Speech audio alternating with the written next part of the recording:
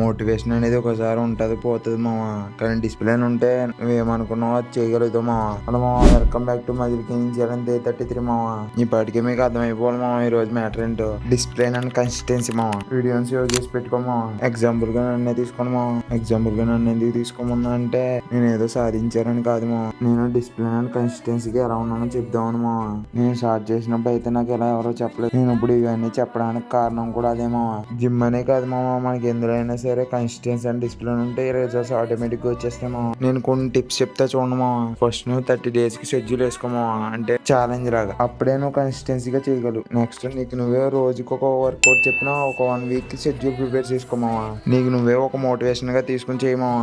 అలానే ఏంట్రైడ్ ఇప్పుడు వచ్చి 4 రీల్ చేసి అప్పుడే మోటివేషనల్ గురించి మాట్లాడేస్తున్నాను అనుకోకండి మామ. ఎవరేమనుకున్నా పర్లేదు, నాకు తెలిసిన డిసిప్లిన్ అండ్ కన్సిస్టెన్సీ కోసం చెప్పేసా మామ. అంతే, ఉంటా మామ. బాయ్.